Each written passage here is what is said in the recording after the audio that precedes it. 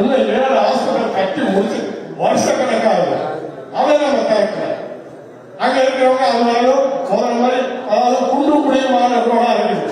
எங்க ஓதாபுர காடுல 37வது டிவிஷன்ல இருந்து புதுசா சேர்க்கப்பட்ட 43வது டிவிஷன்ல கட்டி முடிச்சிருக்கிறதுல அங்க ஆட்டோ டிரைவருக்கு வாடகைக்கு வர மாட்டேங்கிறாங்க. அங்க அவங்க நெஞ்சு வெளியில அங்க இருந்து பெரிய ஆஸ்பத்திரிக்கு வராங்க. அவர் உயிர் செத்து போயிடும். இந்த நிலைப்பாட்டில் இருந்து அதை கட்டி முடிச்சிருந்தா திறக்காம இருக்கு. என்ன காரணம்? என்ன காரணம்? ரொம்ப வேலையான காரணம்.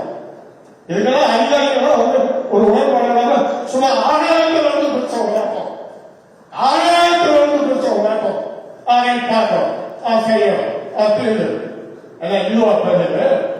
மக்கள் எத்தனை பேர் சட்டத்துக்கு அப்புறம் பயன்பாட்டு கொண்டுட்டு வருவோம். எத்தனை பேர் சாவு இருக்கு.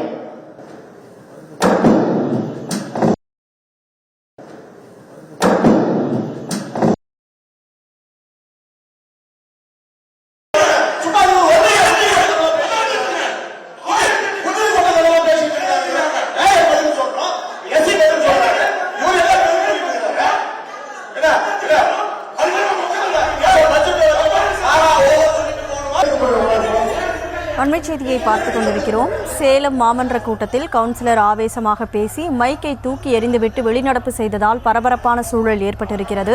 கூடுதல் விவரங்களோடு செய்தியாளர் சிலம்பரசன் இணைப்பில் இருக்கிறார். சிலம்பரசன், வணக்கம். என்ன காரணத்துக்காக கவுன்சிலர் இந்த மாதிரியான நடவடிக்கையில் ஈடுபட்டார்? வணக்கம். சேலம் மாநகராட்சி மாமன்ற கூட்டத்தில் திமுக கவுன்சிலர்கள் அடுத்தடுத்த மாநகராட்சி நிர்வாகத்திற்கு எதிராக பேசினர். குறிப்பாக திமுக கவுன்சிலர்கள் மைக்கில் தூக்கி எறிந்துவிட்டு மேயரை கையெடுத்து வெளியே சென்ற சம்பவம் அக்கவுன்சிலரிடையே பெரும் பரபரப்பு ஏற்படுத்தியுள்ளது. சேலம் மாநகராட்சி இயல்பு கூட்டம் மாநகராட்சி அலுவலர் மேயர் தலைமையிலான முதல் கூட்டம் நடைபெற்றது. முன்னதாக அப்போது மாநகராட்சி திமுக 43வது வார்டு கவுன்சிலர் குணசேகரன் பேசுகையில் மேலும் 7 சுகாதார நிலையம் கட்டி முடிக்கப்பட்டு திறக்கப்படாமல் உள்ளதாகவும் மாநகராட்சியில் எந்த ஒரு பணியை முறையாக மேற்கொள்வதில் என்றும் ஒப்பந்ததாரர்கள் யாரிடம் கேட்டாலும் சரிவரை பதிலளிப்பதில் எனவும் ஒப்பந்ததாரர்கள் எவ்வளவு பெரிய கோடீஸ்வரர் இருந்தாலும் பணி செய்வதற்காக தான் அவர்கள் ஒப்பந்தம் மேற்கொள்வார்கள். ஆனால் அவர்கள் அதிகாரிகளுக்கு ஒத்துழைக்க வேண்டும் என்றும் தொடர்ந்து குற்றச்சாட்டை வைத்தார்.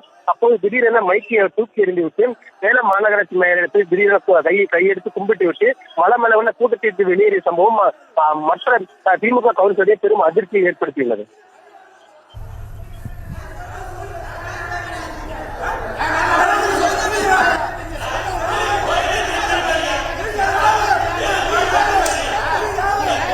விவரங்களுக்கு நன்றி சிலம்பரசன்.